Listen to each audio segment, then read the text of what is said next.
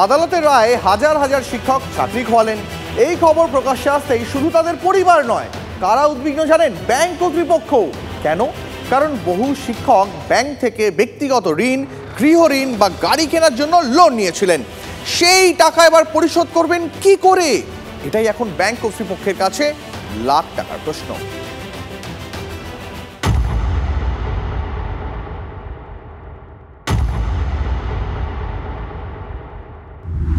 সরকারি চাকরি বলে কথা, তার উপর শিক্ষকদের ঋণ দেওয়ার ক্ষেত্রে অগ্রাধিকার দেয় ব্যাংক। জলপাইগুড়ি ধূপগুড়ির এই রাষ্ট্রায়ত্ত ব্যাংক প্রায় 7 কোটি টাকা সরকারি শিক্ষকদের ঋণ দিয়েছে। শুধু তো এই ব্যাংক নয়, গোটা জেলার ব্যাংকগুলি ধরলে সেই টাকার পরিমাণ অনেক বেশি। পার্সোনাল লোন, হোম লোন নিয়ে অনেকে বাড়ি তৈরি করেছেন। সোমবার আদালতের নির্দেশে চাকরি গেছে হাজার হাজার শিক্ষক ও অশিক্ষক কর্মী। কোর্টের নির্দেশে চাকরি বাতিলের নির্দেশিকায় রীতিমতো চিন্তিত ব্যাংক কর্তৃপক্ষ। কারণ বহু শিক্ষক অশিক্ষক বিভিন্ন ব্যাংকের থেকে ব্যক্তিগত লোন, হাউজিং লোন নিয়েছেন এবং যে তালিকা প্রকাশ করা হয়েছে হাইকোর্টের তরফে, সেই তালিকায় থাকা শিক্ষকরা কি এই ব্যাংকগুলি থেকেও লোন নিয়েছিলেন তা নিয়েই ভাবছে এখন ব্যাংক কর্তৃপক্ষ। हमारे लिए बहुत ही चिंताजनक विषय है। अभी मेन इशू ये रहेगा कि रिकवरी कैसे करना है, क्योंकि बैंकिंग सिस्टम में जो भी पैसा है वो बैंक का तो है नहीं, सब पब्लिक फंड है। हम लोग डिपॉजिट्स लेते हैं और उसी को लैंडिंग करते हैं। अभी अगर रिकवरी नहीं हुआ तो अल्टीमेटली पब्लिक का ही पैसा लॉस होगा, बैंक सिस्टम भी टूट जाएगा। यहाँ पर लोगों का विश्वास भी उठ जाएगा बैंकिंग सिस्टम से। ব্যাংক কর্তৃপক্ষের দাবি, এবার থেকে সরকারি শিক্ষকদের ঋণ নেওয়ার ক্ষেত্রে পদ্ধতি অত সহজ হবে না। और अभी लोन मिलना सरकारी एम्प्लॉय के लिए उतना आसान नहीं रहेगा, क्योंकि ये जो वर्डिक्ट है बहुत ही इम्पैक्टफुल वर्डिक्ट।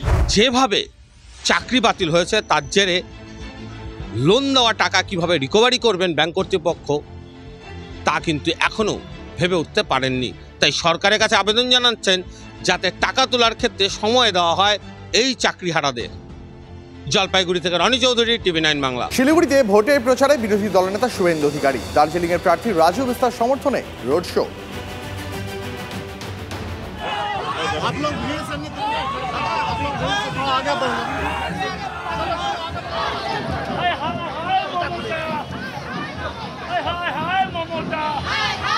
আপনারা দেখছেন শিলিগুড়িতে ভোটের প্রচারে বিরোধী দলনেতা শুভেন্দু অধিকারী, দার্জিলিংয়ের প্রার্থী রাজু বিস্তার সমর্থনে রোড শো।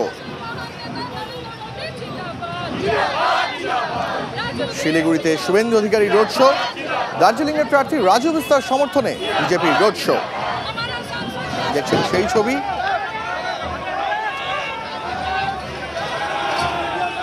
সঙ্গে রয়েছে নিশীথ প্রামাণিকও। রাজু বিস্তার সমর্থনে নিশীথ প্রামাণিক, শুভেন্দু অধিকারী এবং প্রার্থী নিজে।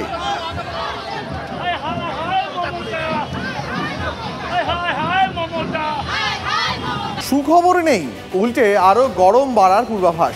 আগামী 3 দিনে 2 থেকে 4 ডিগ্রি সেলসিয়াস তাপমাত্রা বাড়তে পারে।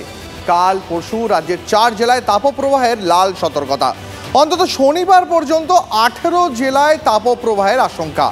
দক্ষিণের পাশাপাশি উত্তরেও হানা দেবে তাপপ্রবাহ।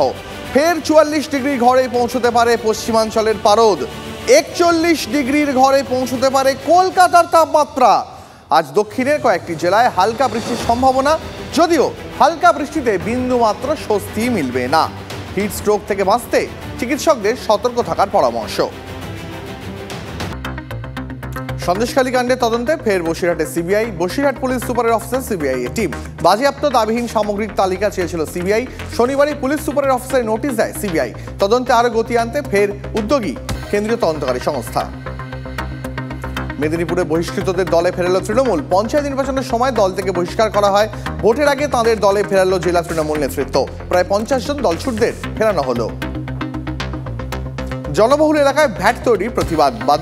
বাদুড়িয়ার চাপড়া এলাকায় টায়ার জ্বালিয়ে বিক্ষোভ, রাস্তা অবরোধ এলাকাবাসীর। অবরোধ তুলতে গেলে পুলিশের সঙ্গে বচসা, বিক্ষোভের জেরে রাস্তায় যানজট।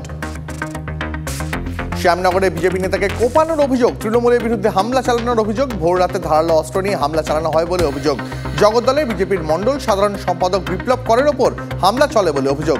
ঘটনায় তদন্ত শুরু করেছে বাসুদেবপুর থানার পুলিশ।